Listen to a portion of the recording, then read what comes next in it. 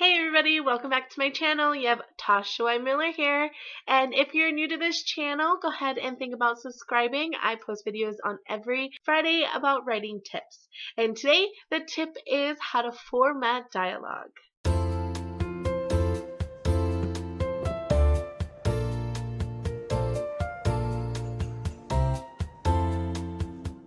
So I already did a video about suggestions on what to put in dialogue, and this is actually how to format the dialogue.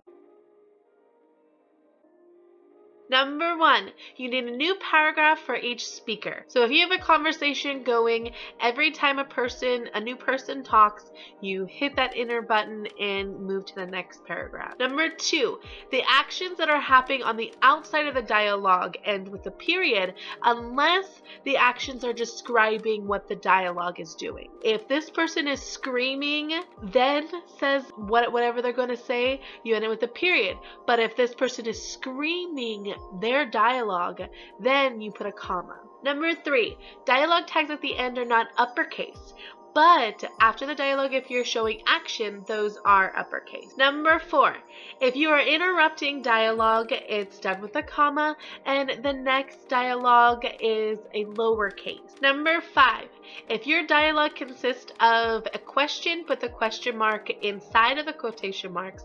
Number 6, do not enter your quotation marks until the person is done talking. Even if it's a paragraph long, don't just randomly put your quotation marks in there to kind of separate them. You can interrupt them with another person interrupting that person, or you could put it with some description, or you could put it with a tagline. So I don't recommend having 4 or 5 paragraphs of nothing but this person talking. I do recommend that you put in some interruptions there.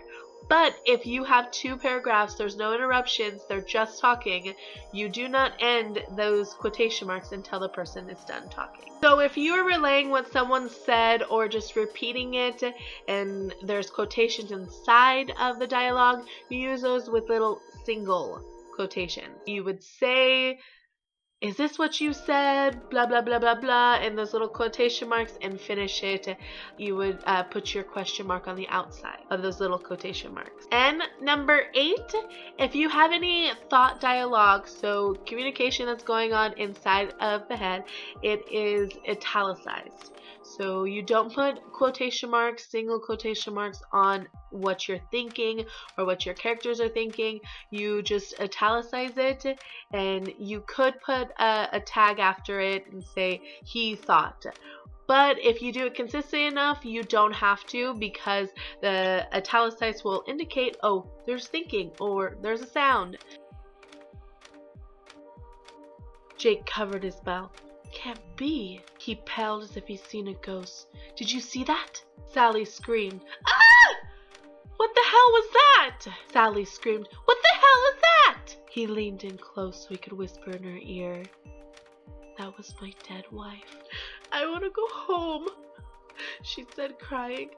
"I don't want to be here. I don't like it here." He looked at Sally in horror. "I guess you'll be leaving now. And I'll stay." His voice trailed off. "Did you just say, I'll stay? What are you talking about?" He turned away. "You don't understand," he said, panting. "She won't let me leave."